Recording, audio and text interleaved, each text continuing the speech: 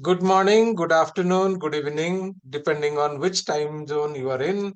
My name is LN Mishra. I'm one of the principal trainers at Adaptive US, and I'm going to be the host for this short webinar, which is on primarily focused on data analytics.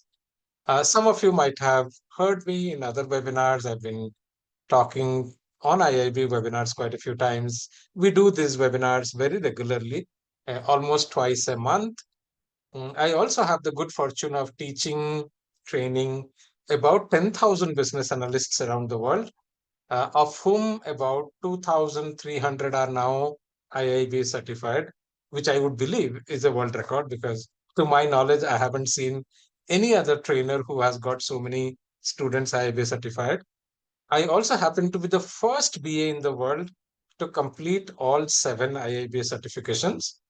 I have been part of IIB standards writing team, exam writing team as well.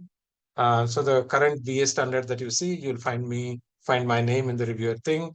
Then also I was part of the CCBA questions writing team as well. So that's a brief intro about myself, and let's begin with today's webinar.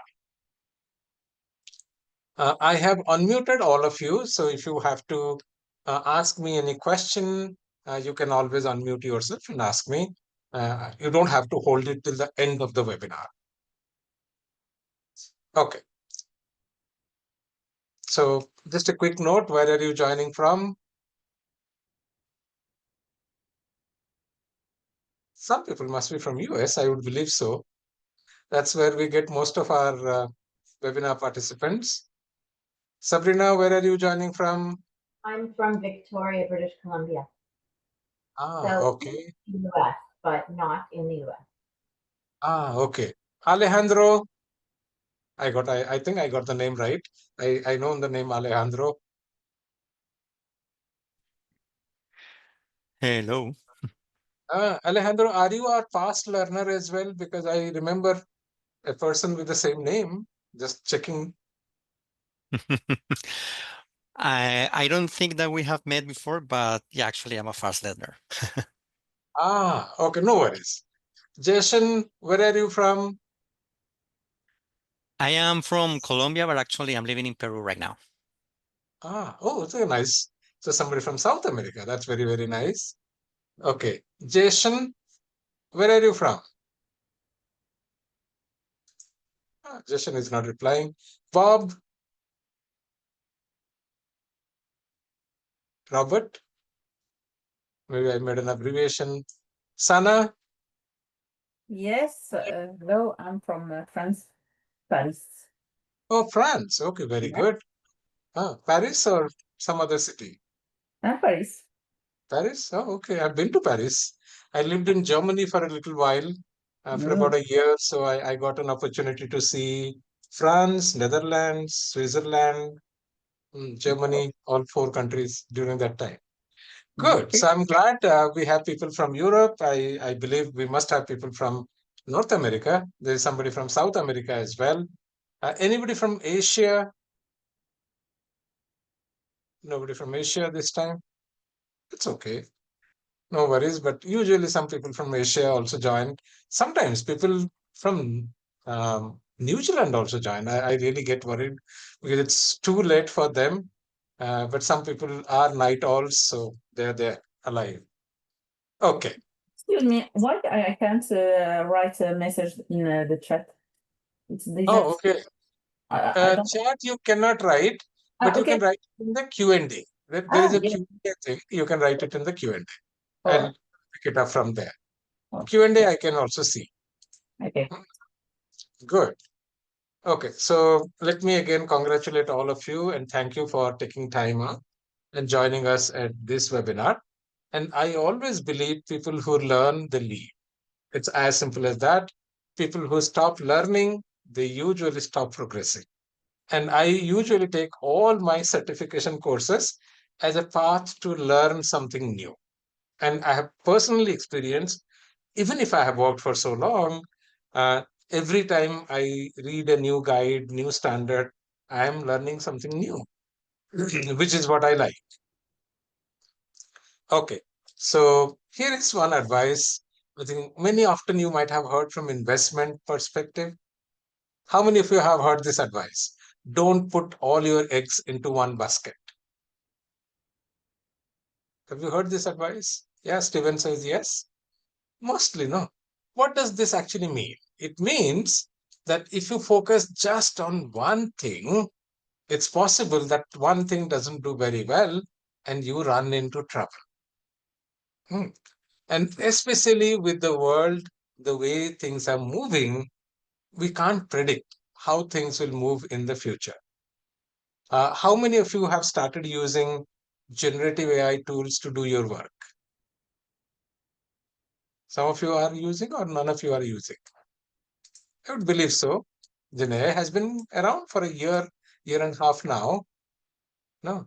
And I believe a lot of work that we do today, in another 1 to 2 years' time, these tools will pick up. Say, for example, we were doing a lot of detailed requirements and we spent a lot of time in doing it. But maybe Gen AI tools will start doing them. So how do we make sure that we keep our relevance in the corporate world? So one of the ways to do it is to actually diversify our skills.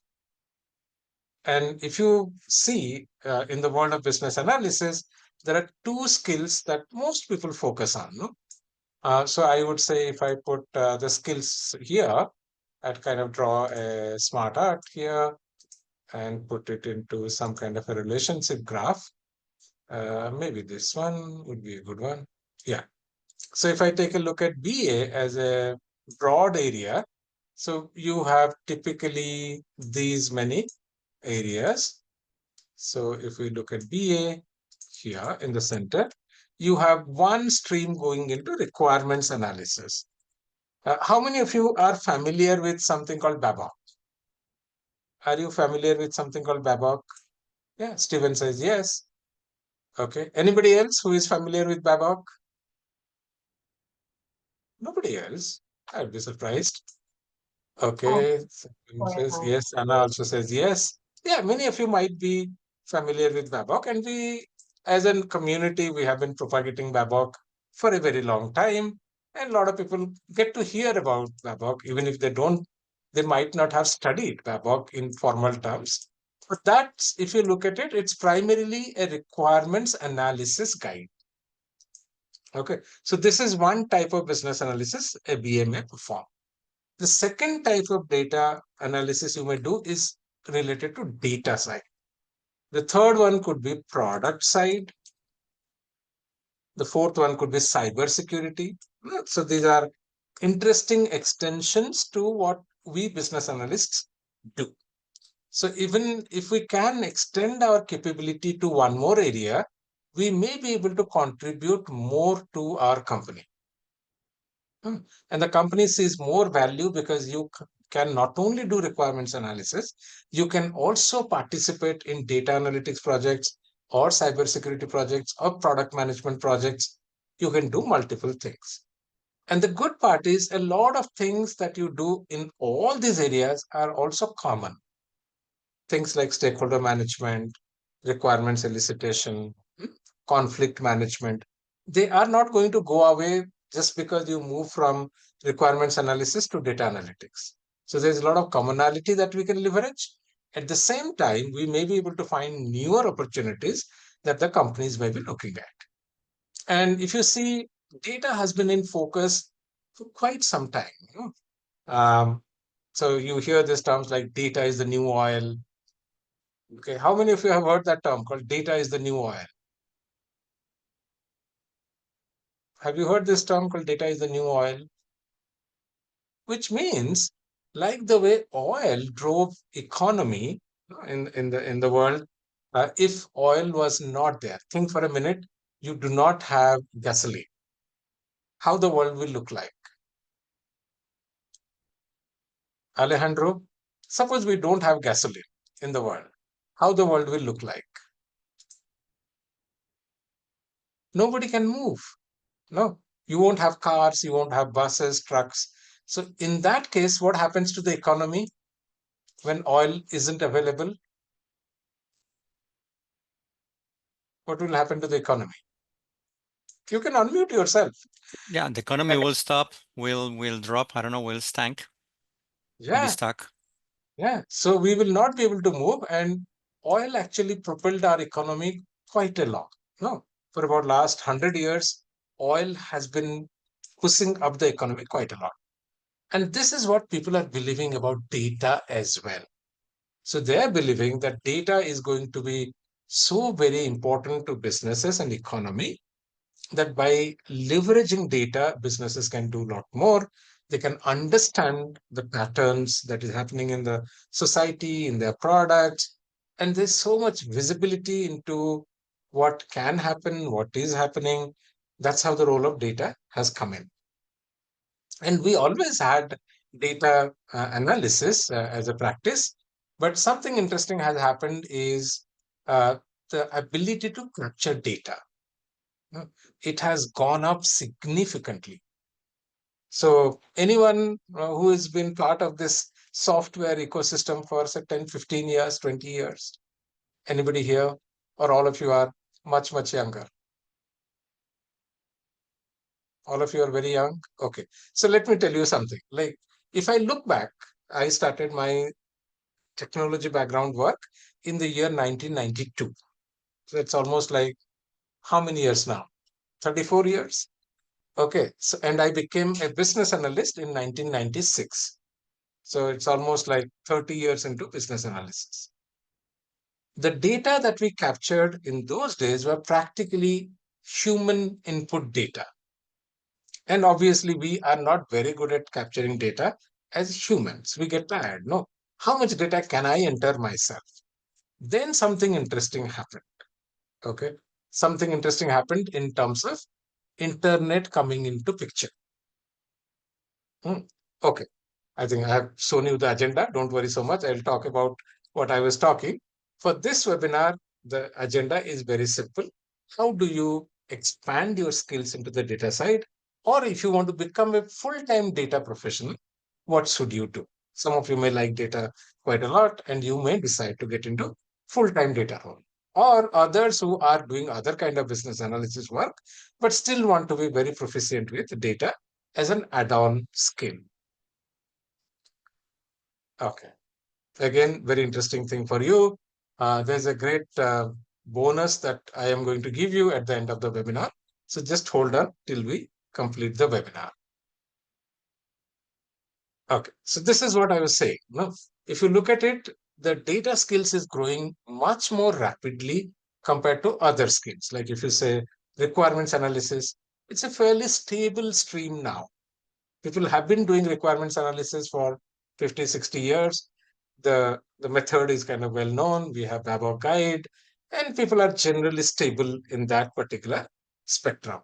But data is something actually which is growing much faster, and there is a reason behind this growth of data.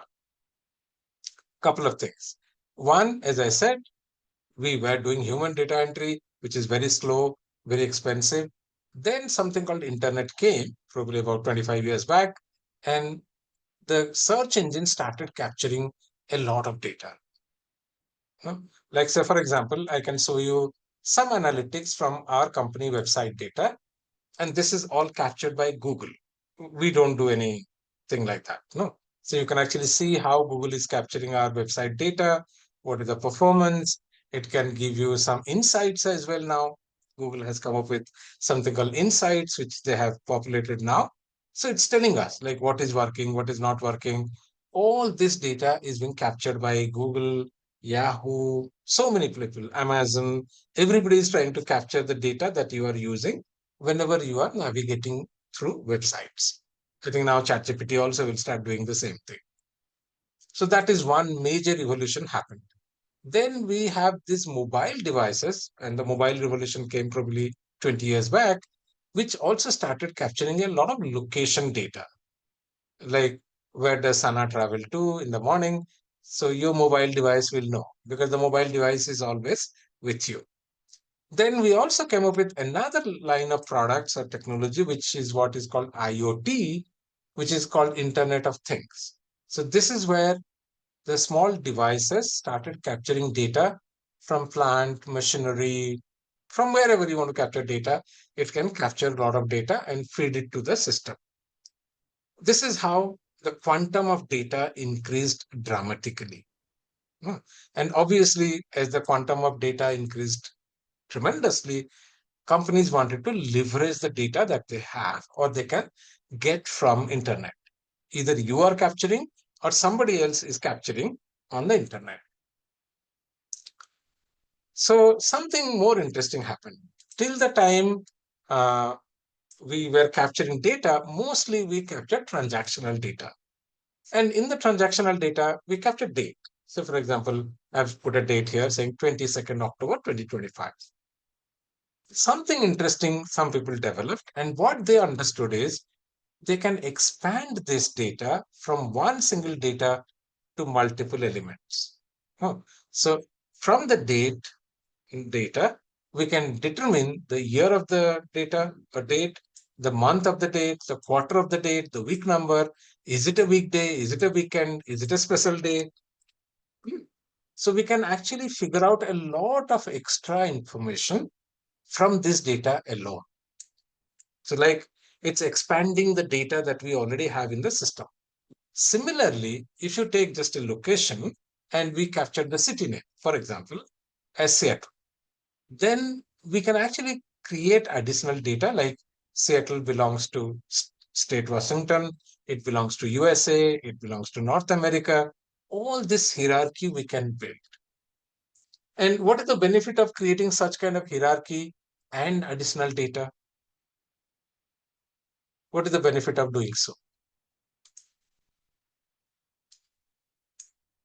Devani, what is the benefit of creating this extra quantum of data?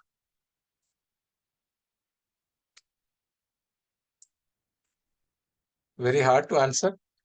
Sabrina, why are we creating all this extra data from the data that we already have in the system? Well, you can pinpoint where the sales or whatever is happening, peak sales or peak rush hour times or things like that, and locations, what things are happening. True. It will actually help you to analyze performance much better. So I can actually create a dashboard where I can see the company performance across continents. From the continent, I can drill down to a country. From the country, I can drill down to a state. From the state, I can drill down to a city. Okay. So this is one part of the technology that we got. Second part, we started having a lot of good visualization tools. Like how many of you have seen Power BI? Does anyone here use Power BI? None of you? Okay, so tools like Power BI and Tableau came to the market, and these tools made a lot of analysis possible, not by development team alone. No. So you can actually create your own dashboards, connect to data sources, and create very nice visualizations. And that's where management is very keen because management loves visualization. Because they want to understand how is the performance, which product line is doing well, which product line is not doing well. All that they can see using analytics. So in analytics, there are two primary things. One is the visual analytics, which is essentially related to dashboarding, reporting. And there could be some kind of predictive analytics, which you can use to predict some event happening or not happening. And that's why the interest of this analytics space has gone so much. And obviously, if you are interested to participate in this data analytics growth, you need to understand four important things. One is to understand how data projects run. So that's what I have named it as data process, or you can call it as data projects. Then obviously there are specific tools that companies use to create these visualizations, which is what I have put it as data tools. Then I would say behavioral skills that always remains, whether you are a requirements analyst, you are a product analyst, you are a data analyst, behavioral skills always play an important role. Then the fourth element that I have put is to say domain knowledge. which again, I believe as a business analyst, it adds a lot of value to you. Like suppose your company is into insurance domain, you should understand how insurance companies work, what they look for, what are the KPIs, key performance indicators that an insurance company would look for. So you need to understand a good amount of domain to be a productive analyst. This is what I have put it here. Okay. So how do I go about all these things? So obviously we start with the data process. First, we understand how data projects run. Then we would try to run data tools. And the good news is some of these tools are free. Like Power BI, you can have a desktop version, which is free. There is something called Tableau Public Cloud, which is again free. All of us have Excel available to us. You could also try some SQL models free. So a lot of tools are free to try and use. Then we always say, have a mentor, because a mentor always guides you and it makes it a lot easier for you to move through a path if you have a mentor. Then whenever possible, try to apply your learning. So theoretically learning something is nice, but if you can apply it to some kind of a project context, it is going to be a lot more helpful. Then the fifth thing, we also say that it's important to get certified in any space that you would like to excel. Say, for example, if you want to become a product analyst, I'm just giving an example. It's good to have a certificate in product analyst, because when people look at your certificate, they understand that you're keen to pursue this field. Secondly, you have spent time to learn a domain and get independently assessed. No, this certificate is not issued by you to yourself. It's typically done by a reputed institute like say PMI or IIBA, which means you really have understood the subject well. Then some of you may look for a new job opportunity in that space. And in that case, you also have to become good at appearing for interviews or getting selected for interviews and getting selected in the interview. So this is the 6-step approach that we have figured out, and usually it has worked quite well for our learners. So let me start with the data process.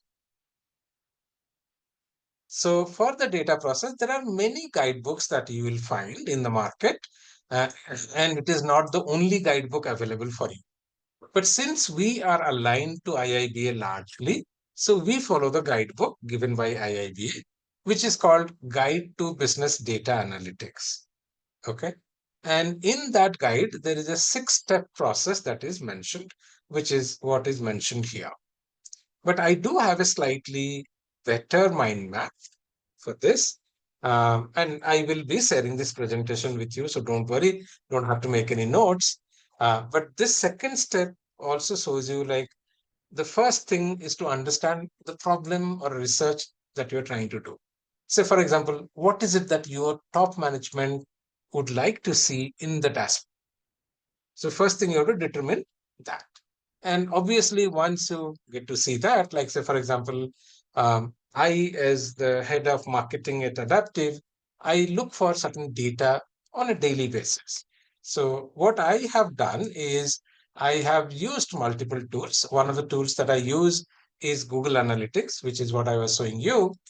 Then another thing I have done is we have a CRM system within Adaptive. And so I have built some dashboards on top of CRM system. Some of them are built in by itself, and some I have created myself. So I'm going to log into our portal and show you some dashboards that I have built.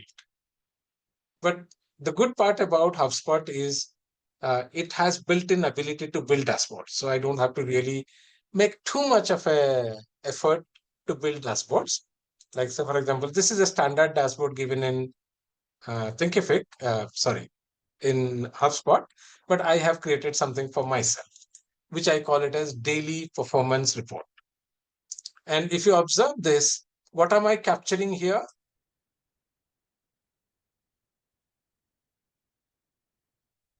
Anyone? What am I capturing here? What is that I'm seeing every day?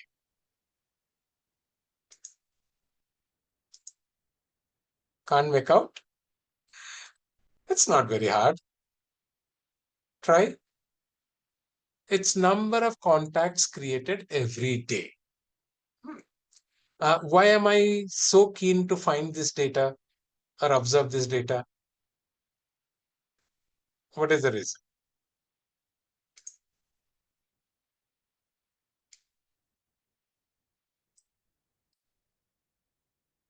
Can't make out? Okay.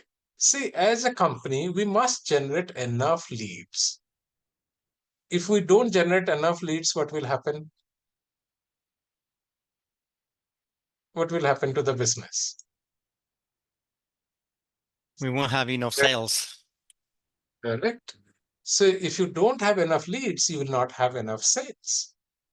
So that's why we are very particular and we try to make sure that if there is a downward trend, is there a downward trend that you see in the lead generation process?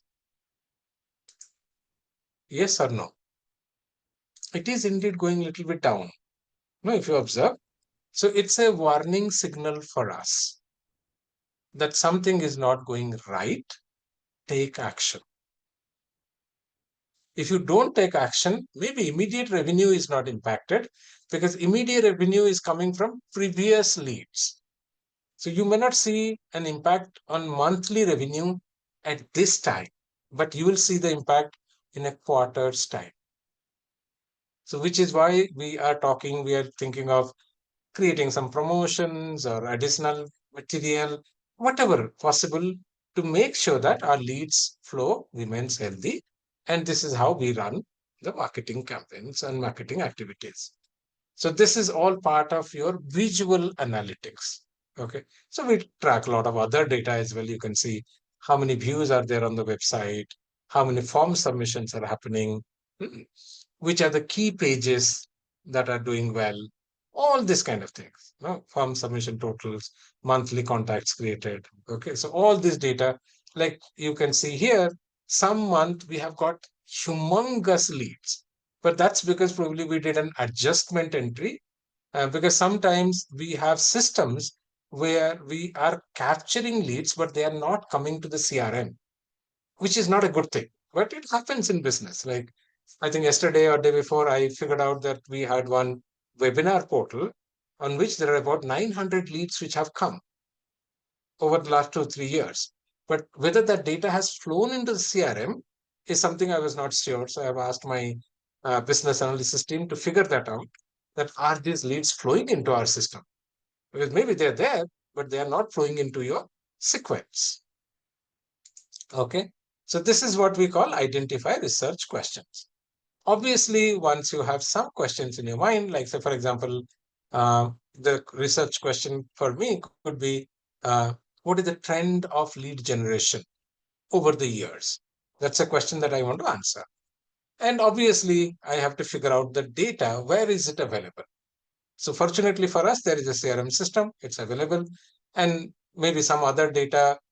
You look at certification numbers. We go to IIBA. We source the data from IIBA indicating how many students are getting certified on the IIBA system. Then you start looking at data in a very high level manner. Like I showed you this particular graph, and I told you that the trend seems to be down. Okay, it's very easy. In Excel, you can do it quite easily. But in these tools, you may not have an option to add a trend line. But if you have a good tool, maybe this should allow you to add a trend line as well. A trend line will indicate over a time frame how things are moving. But that I have seen largely with Excel, not with other tools. Excel has that ability to draw trend lines. So sometimes we take data to Excel and analyze it there also. Then obviously, as I said, I interpreted the data and I said the performance isn't going very well. And obviously, this is what we are going to use to improve our business. So I'm going to tell my marketing team that we need to figure out something where we again pump up our lead generation process. Maybe start investing into an outbound program. So because inbound is becoming harder and harder as Google changes its algorithms very, very frequently. So we probably have to try some outbound approach where we reach out to people and we speak to people and ask them to participate in our website.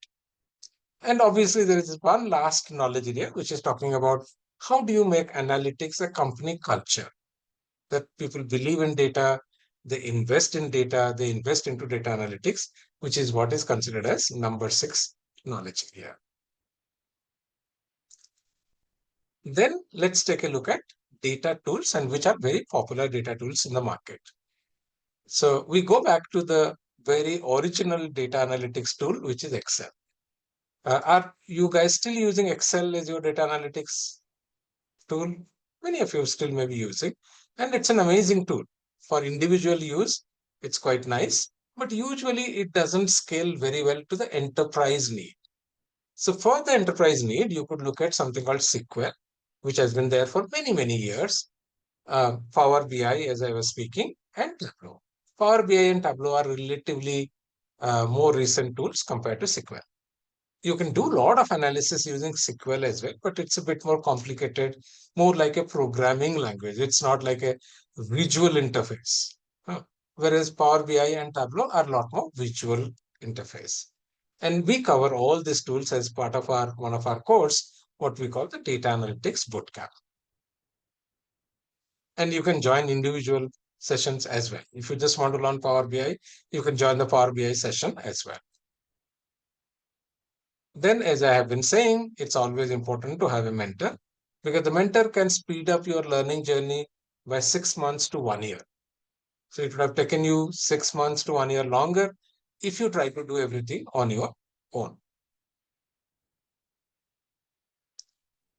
Again, I don't have to tell. These are some things that I keep telling everybody. Behavioral skills are going to be with you irrespective of the role that you play. Whether you play the role of a product manager, product owner, project manager, data analyst, business analyst, it will always be there. Things like communication, facilitation, negotiation, conflict management. Unfortunately, neither from IIBA side nor from our side, we have been able to create some good content around them. But this has been in back of my mind for a very long time. Hopefully, next year I will get a little time and I'll create some good content, some small videos and all. But even if we don't create, there are plenty of good videos on YouTube and other channels where you can get good access to behavioral skills. But do spend some time in honing them, in practicing them.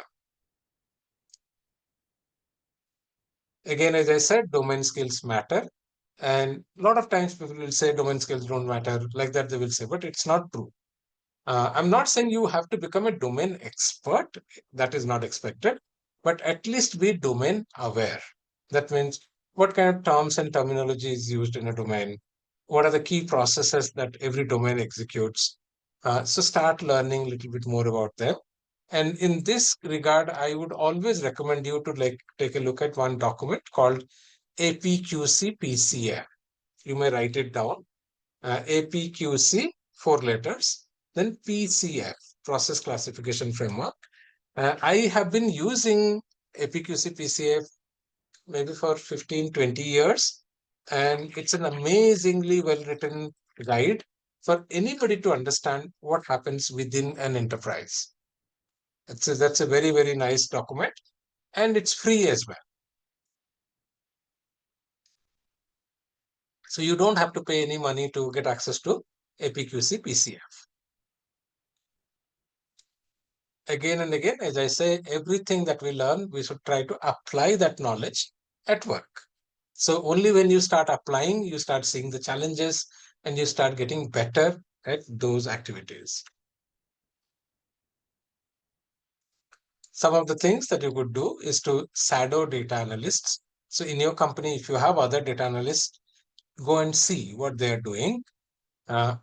Be a volunteer to an organization or an initiative saying, I would like to volunteer myself for data analytics work. Or if you are very new and you're looking for a job and you're finding it hard to get a job in the data analytics space, look for internships as well. Some companies may take you as an intern because they are not paying for your time.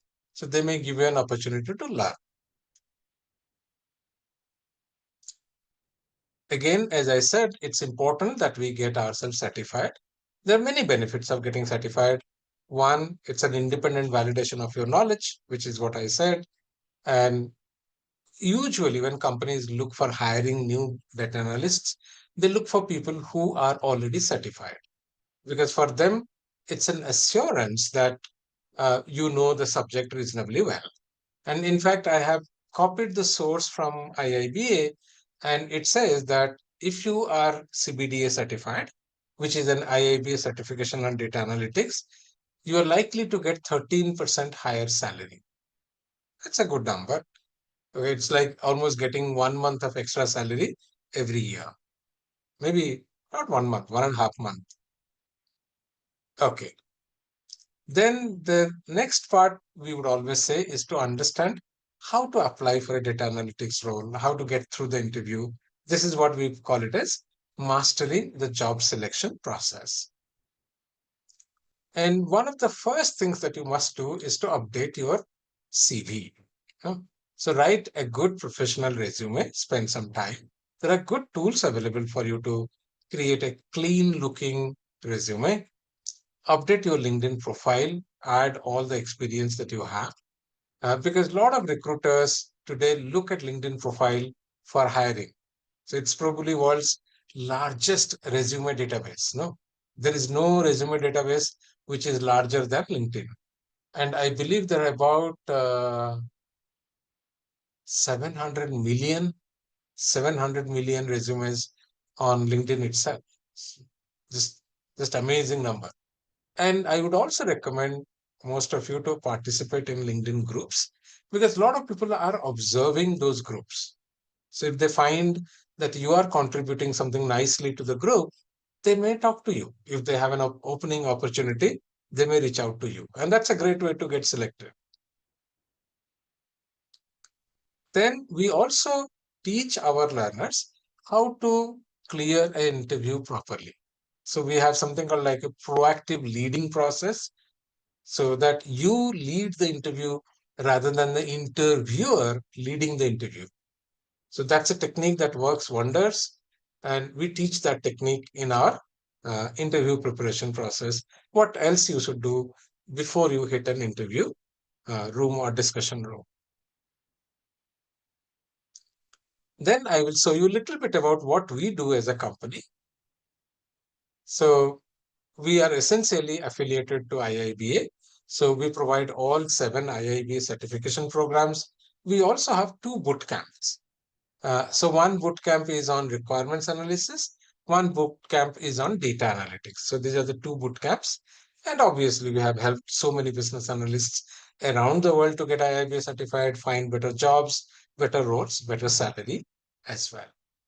And we typically deliver about 100 live workshops in a year. So those many workshops get delivered every year. So this is what is our focus: create good quality content, hire or have expert mentors. All our mentors have minimum 20 years experience as data analytics professional or business analysis professional. And we are very proud of our approach because this has worked. So we have a success rate of 97+%, which is probably the highest in the industry. This is something that we give on all our certification exams. So there's something called a 100% success guarantee.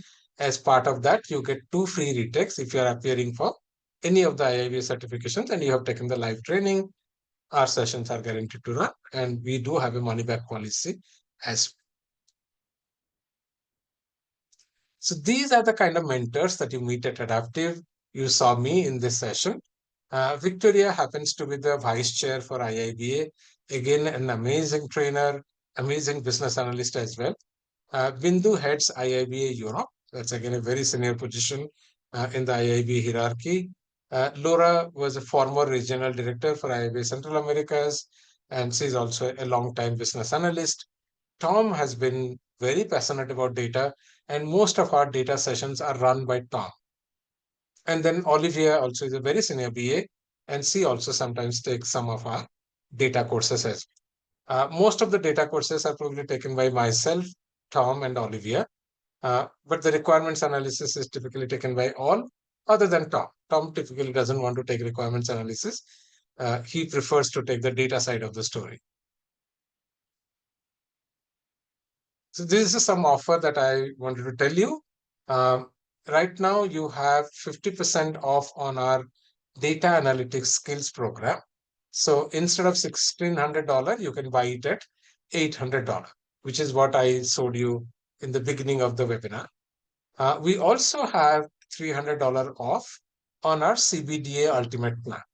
CBDA stands for Certification in Business Data Analytics. So this is a certification to endorse data analytics professionals. So maybe you can take a screenshot and keep this. Okay. Then again, our next CBDA plus DA bootcamp begins on 2nd November, not very far from today. So if you want to join the session, you can join that as well. And you can also get a little bit of discount on the IIB exam voucher as well. So this is our link to the calendar. So if you click on this link, you can see all the programs that we run over a period of time. So this is what I wanted to speak with you today.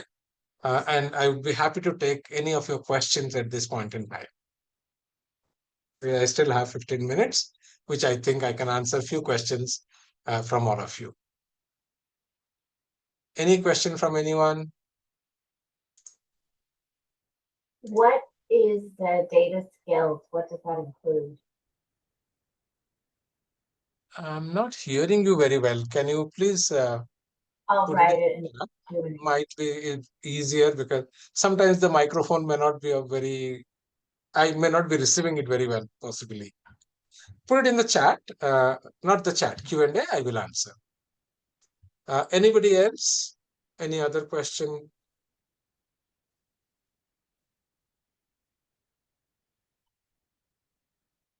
Okay. Sabrina is asking what is included in data skills course. The data skills course has 4 technology programs, like other than the CBDA, it has SQL, it has Excel, it has Power BI, it has Tableau, and you also have a session on resume preparation and interview preparation. So 4 technology skills, 1 resume and interview preparation skills. That's what goes into the data skills program. Okay. Any other question?